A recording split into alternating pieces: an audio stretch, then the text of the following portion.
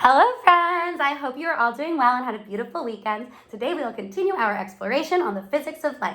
While we're waiting for Pi to show up, you can be thinking, what could we possibly be learning about today? Oh, hello Pi, you're late. Those are very nice shades. Were you getting your shades instead of being here on time? Yes, but don't worry, I think it's completely worth it as well. I agree. You're welcome. All right, Pi. So, what do you think we could be learning about today? Could you have a hint? Pi, I think I'm giving you plenty of hints. I am wearing my shiny sequin vest. I am wearing my shiny cat ears. I am wearing my shiny boa. You are even wearing your super shiny awesome glasses. So with all of that in mind, Pi, what do you think we are learning about today? Yes, we are learning about shiny things today. That was alien for a yes, shiny things. Okay, so friends, before we start our experiment about shiny things, we need to first learn two new terms. First, we are going to talk about the term luminous. Luminous means that the object is emitting its own light. For example, the sun, candles, and light bulbs are all luminous objects because they are emitting their own light. So, Pi, can you see anything in your vicinity that is luminous? Oh, that's a really nice guess, but it's not the mirror because the mirror is not emitting its own light. It's reflecting light from other sources. Is there something else you see in the area that is luminous? I'll give you a hint. Oh, very good, Pi. My headlamp is also luminous because it's emitting its own light source. All right, so friends, without further ado, I would like you to please pause the video and copy down the definition of the term luminous into your glossaries. Luminous means objects that emit their own light. For example, fire, stars, the sun, and a flashlight are all luminous objects.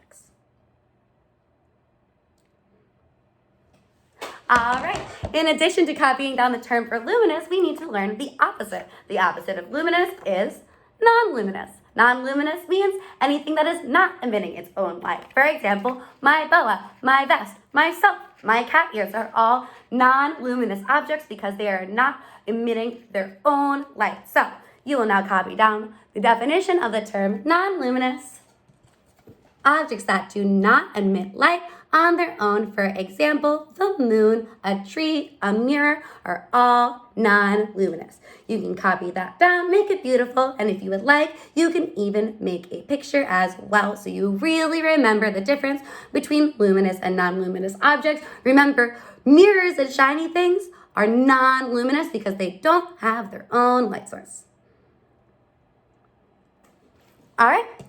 And after you have copied down both of those terms, we are now ready to learn our science question of the day and start thinking about how we will support our hypotheses. Our science question today is, what happens when light traveling from luminous and non-luminous objects hits a shiny surface? So, in order to make very strong hypotheses today, you should be thinking about all of the experiences you've had in your past where you've seen luminous objects interact with shiny surfaces, and you've seen non-luminous objects interact with shiny surfaces. You're going to use those examples to bring your hypothesis to a level 3. So, without further ado, I'm going to show you my notebook so you can see how I set everything up and you can start working on your hypothesis. Okay, friends, so you can see that I turned to the next page in my science notebook and wrote my question and my hypothesis. I wrote the date in the upper left-hand corner. Today's date, if it is Monday, is 3/30/20. I wrote the word question, capitalized the Q, underlined it with a colon. Then I wrote today's science question. What happens when light traveling from luminous and non-luminous objects hits a shiny surface? I put a question mark at the end of my question, skipped a line, then wrote the word hypothesis, spelled hypothesis with a colon, and I underlined. You can even add some extra color to make it stand out.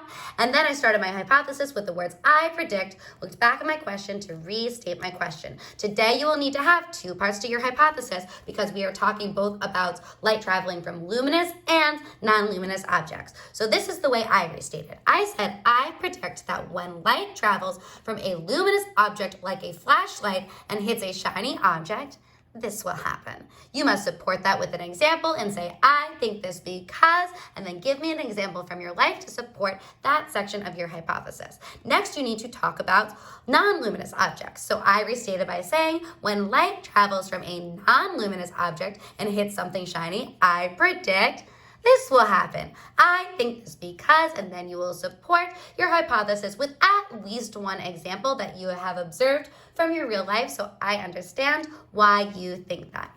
After you are done with your question and hypothesis, you can join us in the next section of the video for the actual experiment, and then I will be showing you how we will be recording our data. So please pause the video right now so you can get this done.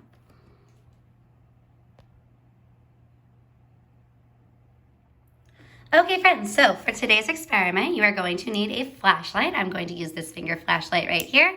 You will need 2 white sheets of paper, a mirror, and anything else shiny that you can find in your home that you would like to test your light with. If you don't have a giant mirror like this, any small mirror works like this. And what you're actually going to do is you're going to take just one piece of your white paper, and then you are going to line up your mirror so that it's perpendicular to the paper. I'm going to use the one that I have right in front of me, but you can use whatever mirror you have at home, or if you don't have a mirror, that's completely fine, and you can just follow along the experiment with me, and you will not need any materials. You do not need to do it on your own, and when you are recording your data and writing your conclusion, it will just be from what I'm doing in front of you here. So first I'm going to test my lights against a shiny object that is the mirror. So this white piece of paper is going to let me see what's happening more clearly because it's going to allow all of that light to appear. So first, I'm going to take my flashlight and I'm going to shine it directly at the mirror, just in a straight line at first. Interesting. So you can see that it's on the paper. What are you noticing happening?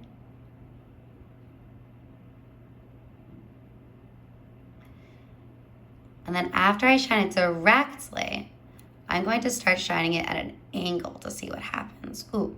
So do you see what's happening right here? Do you see how I have the beam of light that's on the actual paper? And then there's a second beam of light reflected in the mirror. But then once it hits, it's actually bouncing off of the paper. And now instead of seeing 2 beams of light, I'm suddenly seeing 4 beams of light. I'm going to change the angle of my flashlight to see what happens of the angles of those extra beams of light that are being reflected off of the mirror. So you can see those 4 beams of light. Cool. And if you have a mirror at home, if you put the white piece of paper below it and set it up perpendicular, then you can experiment with this on your own. And again, if you don't have these materials at home, that is perfectly fine as well. And you can just follow along with me, looking really closely about what you notice. And then we will be recording our observations as a drawing with extra notes. Awesome. So now we're actually going to compare that to a control. So right here, you can see that I have the 4 beams of light. I want you to see what happens when I put just a regular sheet of paper in front instead. Did you see that? So did you notice how now those extra 2 beams of light have disappeared? So I can see there's a circle on this paper. There's a circle on this paper. What do you notice happening as I bring it closer? What do you notice happening as I take it further away? But then also this paper will let us see if the light is reflecting off of this surface, or if we're able to see a single beam of light off of this surface, or if it's reflecting differently. And also I'm looking at the luminous part of my flashlight, but I'm also looking at the non-luminous part of my flashlight because this part of the flashlight does not emit any light. So I'm noticing, with the control, there's no reflection of the actual flashlight, but when I take it away, the luminous and the non-luminous light are both being reflected. I can see the actual non-luminous flashlight, but then the beam of light itself, which is luminous, is being reflected in addition to the non-luminous parts being reflected. All right, last but not least, for the third part of our experiment, I happen to have this fabric. If you have similar fabric, great. If you have anything else shiny, awesome. If not, again, that's fine. Ooh. So I'm already noticing something pretty cool happening when I shine my light directly at the sequins and what I can see on this white sheet of paper. Actually, I'm noticing the colors, and I'm finding that really interesting because the colors of the sequins have really not changed at all. It's that same yellow, that same blue, that same red, and then as I move the position of my flashlight, the position and angle of those sequins are changing kind of at the same rate as the angle of my flashlight. So right now we should be thinking, what is happening? What do you notice? But then also, why is that happening? It kind of looks like a disco ball.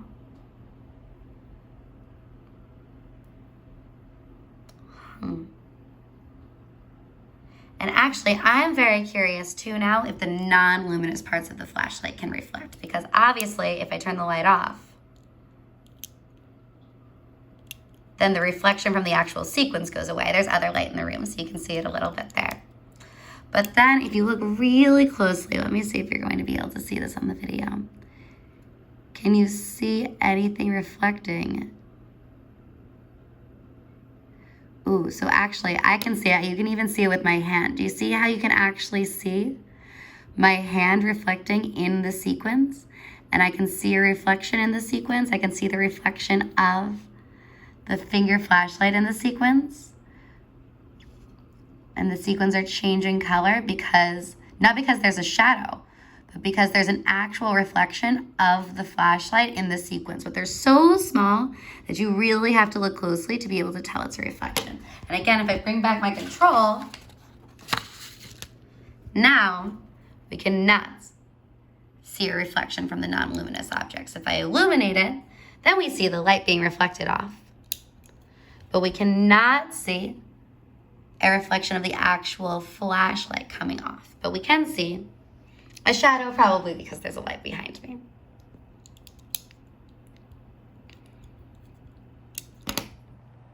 Okay, friends, so for that experiment, you can see that we used one control, the white paper, and then two variables, the mirror and the sequin fabric, in order to answer our science question. So right now, I'm going to model for you how you can set up and record your data. Then after I do that, you can either pause the video here and go do the experiment on your own with your own materials in your own home, or you can go and re-watch me modeling the experiment and record data along with me. So this is how I set up the experiment. Set up my data. I wrote data, and then even though I did the control second for the experiment, I wrote control first just because I think that's a nice way to set up everything.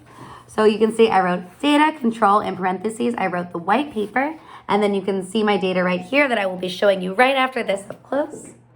But I went through and I labeled everything.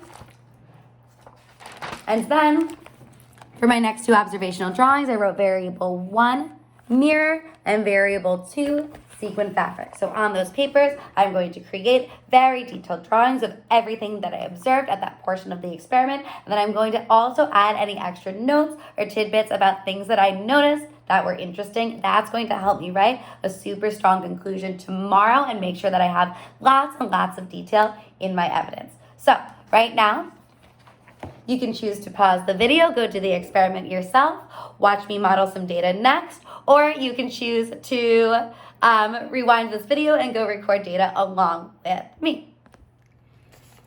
Okay, friends, so this is my data for the control where we were seeing how the light would interact with a surface that was not shiny at all, so we had something to compare it to. So I'm drawing exactly what I saw during the experiment.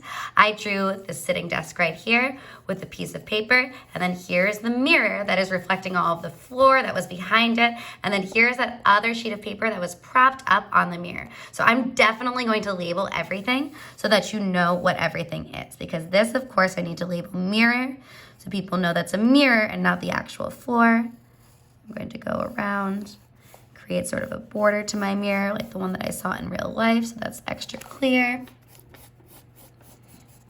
Okay, and then here is my desk. Here is paper. Actually, you know what? I'll label them both at the same time. I'm going to write paper over here, P-A-P-E-R, and then I'm going to point that was paper. That was paper. I'll specify that it was white. And then this part is tricky to draw the actual light because the light just made the white paper more white. So we learned already in the past that if you shine more light energy onto something, you can see the true color. So it was really white in that area. We could see the beam of light going down on this piece of paper and then hitting this piece of paper. So to make that look like it's just more white there, I'm actually going to make the white paper slightly in shadow for the rest of it, so you can see the beam of light and you can see, oh, that white paper got extra white when the light was shining on it. And then I'm going to label my finger flashlight.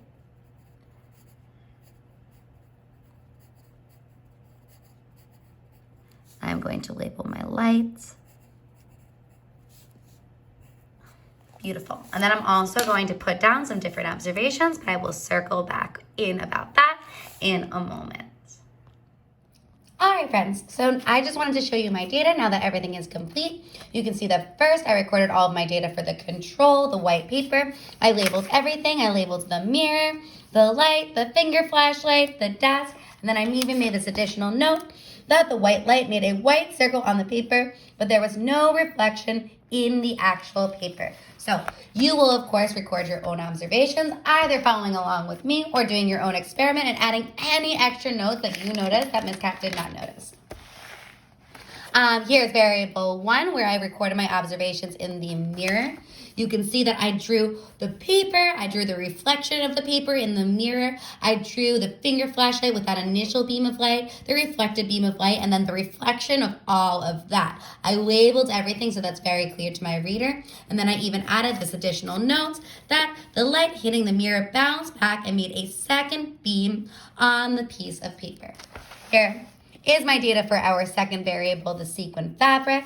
You can see that I went in and I chose a colored pencil that most closely matched all of those individual sequins. I drew all the original real sequins and then the reflection of all the light from those sequins. I labeled everything once more and then made an additional note of something I found interesting. I wrote, the light bounced off of the sequins and made reflections on the paper in the exact shape and color as the real sequence. So you should, of course, go in and add your own observations that you notice that maybe Miss Cat did not mention. After all of your data, that will be the end of day 1.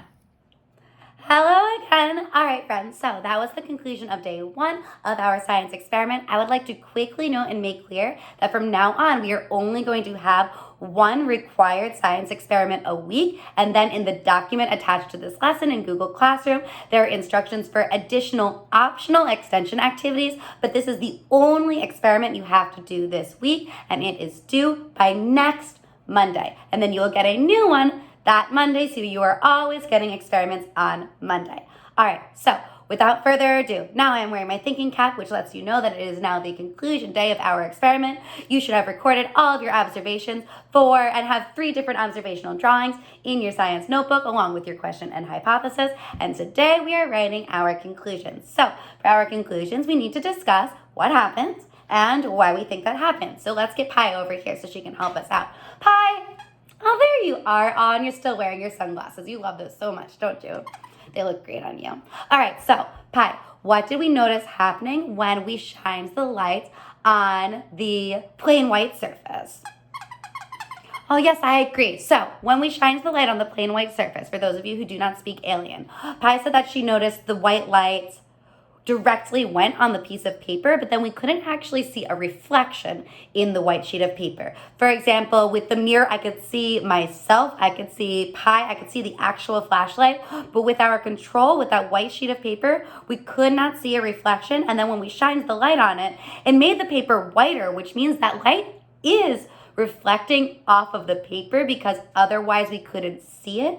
But for some reason, Pi, the way that it's reflecting makes it so that we don't see a reflection of the actual original image, and instead it just appears brighter. So we should really be thinking deeply about why that happens. Oh yes, I know, you want to move on to what happened with the mirror and with the sequins because they were the shiny things. Yes, those were very exciting. All right, so then with the mirror, it was actually really interesting how the beam of light would hit the mirror and then off at the exact same angle, another beam of light formed on the piece of paper. And that didn't happen when we were just shining the light on plain white paper, right? And then we could actually see 4 beams of light when we had the piece of white paper on the bottom and we had the mirror in the background because we had the initial beam of light, the beam of light being reflected, and then the reflected image of both of those beams of light in the mirror. That was pretty bad, wasn't it?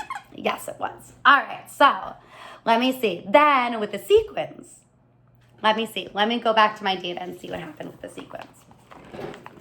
Then with the sequins, oh right, I can see that when I was shining all of the light onto the sequins, there was a reflection of the sequins, the exact same shape of the sequins, and the exact same color of the sequins on the white paper, right? So this is what I'm wondering. Why did the shiny surfaces create reflections so that we could see the actual images in front of us, the non-luminous images in front of us, and the luminous light was getting directly, exactly reflected in the exact same way? But with the white paper, it just kind of made the white paper brighter. And so it obviously reflected back to our eyes, but it didn't create an image that we could recognize anymore.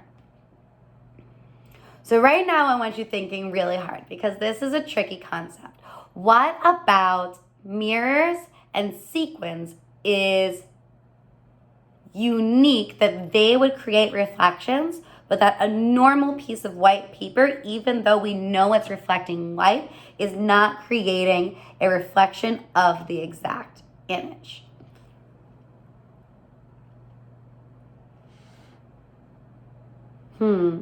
Actually, Pi, if we look at your glasses, that's helpful. So then what's the difference between Pi's glasses that are a reflective surface that are able to bounce back the exact image that you're looking at, but then the white on my lunar cycle mask, that's not reflecting the phone that we're looking at right now? What's the difference between this surface and this surface? Guess what? I think they're both smooth, right? Because this feels smooth, and then this feels smooth. Ooh, that's a good question though, because which feels more smooth? So if I feel this mirror frame and I feel this white sheet of paper, they're both smooth. They're both definitely not rough. But I would agree with you, Pi, that this surface is super smooth, where this surface is pretty smooth. So then why would a smoother surface create a reflection of an image where this sort of smooth surface that's only a little bit smooth would not recreate the reflection of the exact image? I know this is hard, Pi. Okay, so friends, to answer this question, we need to think about these surfaces at a microscopic level. Because a surface like this, or a surface like the projector from yesterday's experiment, it feels smooth, but actually, if you look at it with a microscope, at a microscopic level, it's actually very bumpy. But if you look at a surface like glasses or a mirror or sequins or glitter or any other shiny things at a microscopic level, it's perfectly smooth. So we should be thinking really hard if something's perfectly smooth and bouncing off photons versus if something is bumpy and bouncing off photons, what would then happen to the reflected image? Would the reflected image be scattered through one and then bounce back directly through another? And if so, which surface do you think is more likely to scatter the reflection of an image, and which surface is more likely to directly reflect an image? I know this is tricky. All right, but I think that makes sense, right, Pi?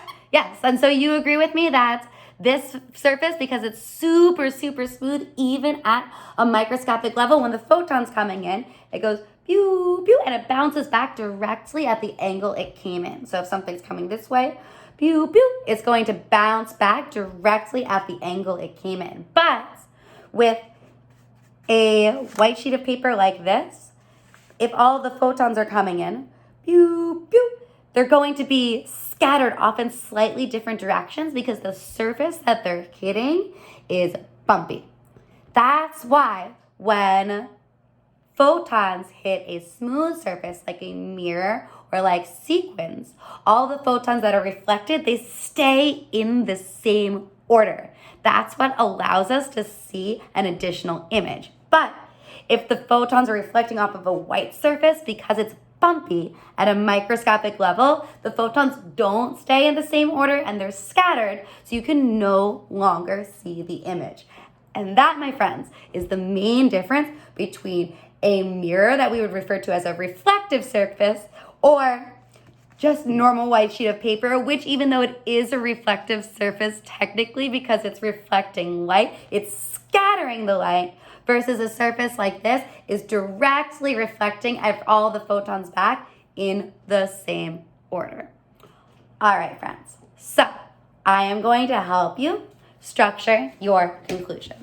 For your conclusions today, you need to make a claim that answers the question, followed by evidence from the experiment and reasoning that uses what you know about smooth surfaces, plain white paper at microscopic levels to explain why certain surfaces have reflections formed in them and certain surfaces do not have reflections formed in them. I'm also linking multiple videos that are going to help you. One video I'm just recommending for 5th grade that's really going to push you, and the other video I'm recommending for everyone to help you really understand why mirrors are shiny and create reflections and why paper, even though it reflects light, does not have reflections formed in them. All right, so for my conclusion, I wrote conclusion, I underlined it and I wrote a colon. I know you can't see it perfectly well, so I'm just going to use my words to describe it as best as I can. Then I set up claim. For my claim, I'm going to restate the question, and I have a model of this in the PDF attached to this lesson that you can read to help you as well. But I wrote, when light from either a luminous or non-luminous light source hits a shiny surface, the light you can observe blank. And I'm going to let you fill in that blank yourself, or if you want, you can form your own claim as long as it's directly answering the science question, and you can prove your claim using evidence from the experiment. Then I skipped one line. I wrote evidence, so that's very clear to Miss Kat and whoever else is reading this where your evidence is. I start my evidence with, I know this because I conducted a fair test where, and then I am going to describe my fair test. So actually right now, friends, I would pause the video, I would make my claim, and then start my evidence describing the fair test before I go into talking about the results of my fair test. So I'm going to let you pause here and unpause. You should have written your claim and you should have started your evidence and described the fair test we did yesterday. After you describe the fair test that we did yesterday, then you're going to describe the results of that fair test. So you can talk about what you did first, second, and third, since we had 3 different trials. So you can say, first, when I shined my flashlight on the mirror, this happened. And tell me what happened when you shined the flashlight on the mirror. What did you notice happening to the light coming back from the mirror? How many beams of light did you see? You want to really push yourself to describe this in detail because we know we looked at the light at different angles, so you can also use the sentence starter. When I positioned the light like this, this happened. When I positioned the light like this happened. Please go into as much detail as humanly possible so that you're really pushing yourself. You can also use the sentence starter. I also noticed that. So here you might want to make a note about the non-luminous objects, and so far most of my sentence starters were talking about the luminous objects, the objects that have their own light source. So you might want to say something like, I also noticed that the non-luminous objects were all being reflected in the surface of the mirror. Something like that, but in your own words. If you really want to push yourself, you can also use the sentence starter. This was similar to, and you might want to make a comparison to another time you have seen light reflecting off of a shiny surface like a mirror. All right, that was just our first trial and we have 2 more. So here are some sentence starters you can use for the other 2.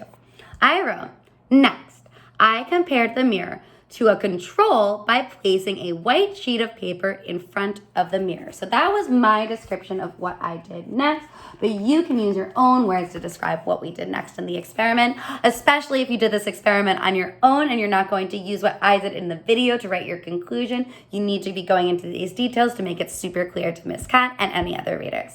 Then you want to use sentence starters like, I noticed that. What was the difference between the white sheet of paper and the mirror? I also observed what else did you notice with the white sheet of paper? Were you able to see a reflection from the non-luminous object? What happened when you shined the luminous object directly onto the white sheet of paper? Please be specific about both the luminous and the non-luminous objects in your conclusion.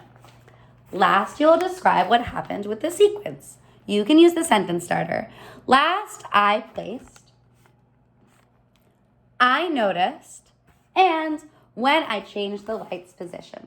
So those are some sentence starters that you can use to help you go into a ton of detail describing exactly what happened when we shined the light on the sequins. And me and Pi were talking about that before already, that those sequins, when we shined the light on them, a reflection appeared on the white piece of paper that was the exact color and the exact shape of those actual sequins, which was really interesting. So right now, I'm going to recommend that you pause the video and continue with all of your evidence and go back in the video to any parts that were confusing or you might need repeated to make sure that this is really thorough. For example, you might want to go back and review some of the sentence starters that I just mentioned to make sure that you are being as thorough as possible. So I will have you pause and unpause, and now you should have finished all of your evidence in addition to have initially made your claim. Next is your reasoning. So I wrote the word reasoning, I underlined it with a colon so that's clear to my reader, and this is where we think deeply about why that is happening to explain to the reader what happened scientifically. So instead of saying, I know this because, this happened because, you could say this happened because, or you might want to reiterate what happened. So that's super clear to the reader. So instead of saying this happened because, Ms. Cat said, I could see luminous and non-luminous objects reflecting in the shiny surfaces because. And then I'm going to explain scientifically why I could see the luminous and non-luminous objects reflecting in the shiny surfaces. So I probably want to mention about how the smoothness at a microscopic level is different in a shiny surface like these sequins versus just a normal white surface. Even though it feels smooth, it is not smooth if you look at it really, really, really, really closely with a microscope. Then to continue explaining and making it super clear to the reader that I have mastered this content, I might want to do some comparing and contrasting to the white sheet of paper. So you could say, this is different from the white paper. Since the surface of the white paper is bumpy at a microscopic level, this happens. That is all you have to push yourself to do if you are in 3rd or 4th grade. If you are in 5th grade, I'm going to push you to use the terms specular reflection and diffuse reflection. And I am linking a video that explains what specular and diffuse reflection are in the description. And then if you are in 3rd and 4th grade, you do not have to worry too much about describing where and how the actual photons are traveling. And you do not have to worry too much about explaining why a smooth surface is causing a reflective image to appear. If you're in 3rd and 4th grade, as long as you're able to say to me, this is happening because at a microscopic level, the mirror is perfectly smooth, where at a microscopic level, this is bumpy, that's all you need for your conclusion. If you are in 5th grade, you need to push yourself further. Use the word photons, use the word specular reflection, use the word diffuse reflection. So actually, if you are in 3rd or 4th grade, you can feel free to pause the video here and continue your conclusion, and that is all you need to watch. But if you are in 5th grade, please keep watching so I can just reiterate what diffuse and specular reflection is. So earlier I was discussing with Pi how with the extra smooth surfaces, all of the photons stay in the same order because they're bouncing back at the same angle that they came in, and because the surface isn't bumpy, they're not scattering. So that process is called specular reflection, and that is a process that's happening in Pi's mirror. Diffuse reflection, diffuse means kind of to spread out, so diffuse reflection happens with white surfaces or any other surfaces that are not shiny, because at a microscopic level, those surfaces are bumpy. So when all of those photons are coming in and hitting the surface, say this white sheet of paper, it's actually not perfectly smooth, so all those photons are scattering at different angles, so that is why you cannot see a reflection of my phone right now on this sheet of paper, but you can see a reflection of my phone in Pi's glasses. Okay. That is a lot to take in, and you have all week to do that, so please email me with any questions if you have any questions. And again, I am linking multiple videos in the description, both of the lesson and the description of the original YouTube video, to help you write super strong conclusions. And then one quick note on connections, because I see a lot of us are pushing ourselves to get a level 4 by making a connection. For your connection, I want you to really go into detail about why that is happening, and then really go into detail about why that is connected to our experiment. So for your connection, your conclusion, you might want to say, this experiment made me realize, and then you're going to make some sort of connection that Miss Cat did not mention in the lesson at all, and then not just say what the connection is, but then tell me specifically why that is happening. In the PDF of this lesson, in my model's conclusion, you can see where I have written a model level 4 connection. Actually, it was specifically about how you can see your reflection in windows, but only at nighttime, which I can actually see right now, so I'm going to show you guys. Can you see? There you go. Look, I can see my reflection in the window, but only at night. Why? I'll let you keep mulling over that. And I hope that you had a wonderful time learning about shiny things. And I will see you next week. Bye.